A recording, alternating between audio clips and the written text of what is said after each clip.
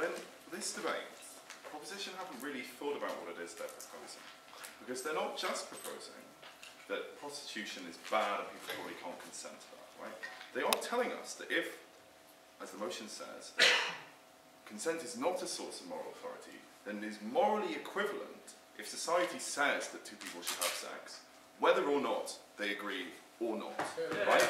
So Mano said assisted suicide. They are telling us it is morally equivalent when the Japanese state forces people, or forced people to commit seppuku, right, without their consent, as to when I ask my wife to kill me because I no longer want to live, because I've fully thought about the consequences that are in my life. If what they're saying is true, then those two things are equivalent, right? Because both groups of people are killed, right, and society says they should be killed. And if consent is relevant, then people being executed by the society is equivalent to people choosing from their own sense of morality that they might want to die. I'm also intrigued as to what this thing is they keep talking about called society, if it's not a collection of people. We've never heard where this magic source of authority is that's not people, right? And they tell us right at the beginning that the reason we can tell that morality is objective because most societies share it, right? Because those societies choose to adopt that morality. So they agree to have that morality, they consent to have that morality. Doesn't it seem like they are then drawing their morality from consent? That's important that those societies agreed, right? And also, I mean, like, I'm just doing that to illustrate, but it's just abundantly untrue that societies have agreed on morality, right? Lots of societies think prostitution is fine. Lots of them always have. Some don't. Lots think being gay is fine. Some don't. Lots think being a woman is equal to being a man. Lots don't, right? They focus on a couple of tiny things where most societies across time have agreed, but most societies have disagreed about fundamental questions. Religion, life, war, right? Morality is not objective. They need to tell us how it is, and if they're going to tell us it is objective, it really can't be sourced from some sort of quasi-consent, right? That's just silly.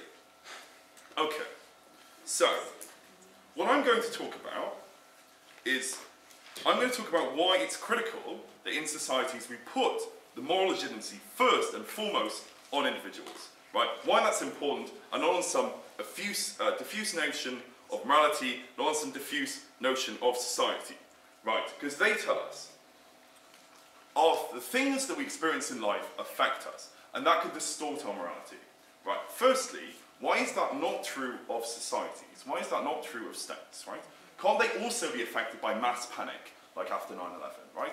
How is that any better, right? They never told us, than individuals, right? But let's think about this, right? To come back to the people I came from.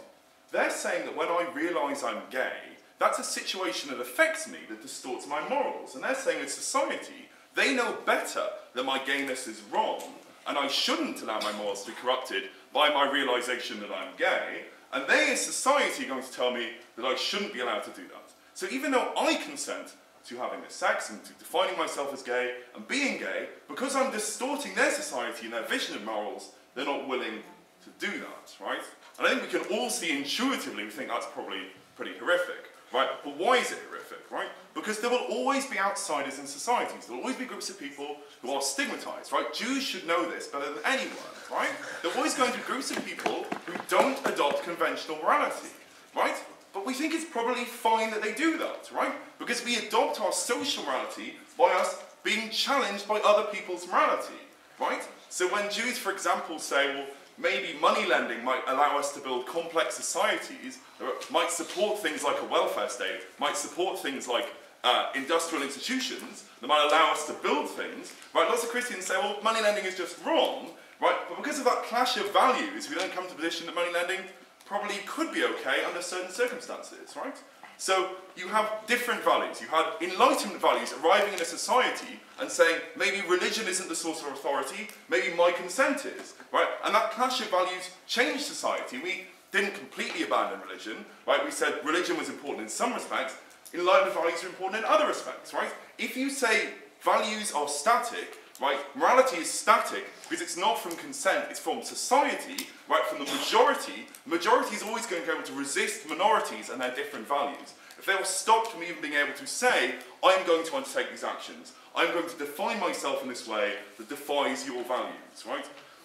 that is astonishingly repressive, but it also stops social progress, it stops values ever being challenged, and it's problematic, right? But there are also just other things that mean it's always going to be problematic, right?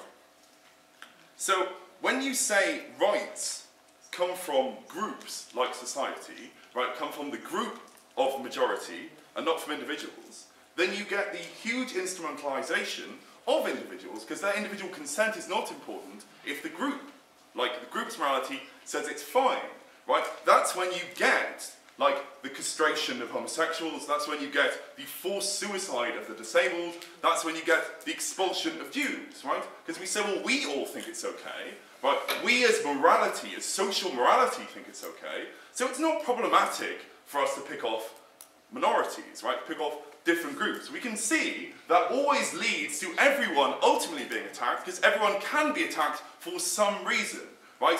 Majority moral opinion can always attack someone for some reason. So we have to protect every individual and their individual conception, their individual consent, because that's the only way that everyone is protected, right? If we say it's only about the group, then we hurt everyone, and that's a terrible way to design our societies, right? Particularly when even majority groups are historically disempowered, like women. When you say their consent is not important, when society says marriage is a contract that involves certain duties, right, like marital duties, right, and then you say, well, the woman can't say no to having sex, because society says that wives should have sex with husbands, right, your lack of consent is not relevant, it's not morally legitimate. We've decided you should be a partnership, you should undertake these duties, you should bear this man's children, right? I think it's probably pretty horrific to say you can't make individual consent, right? Individual consent is not important. It is morally equivalent if he rapes you or if you say, I want to have children. I think that's a pretty horrific way to run a society, but I think it does happen, right? We have seen that it does happen. We accepted this for hundreds of years. The problem is it's potentially a very viable way to run a society, but is it a moral way to run a society? Is it a sensible way to run a society? Is it fundamentally a legitimate way to run a society? No. We beg to oppose.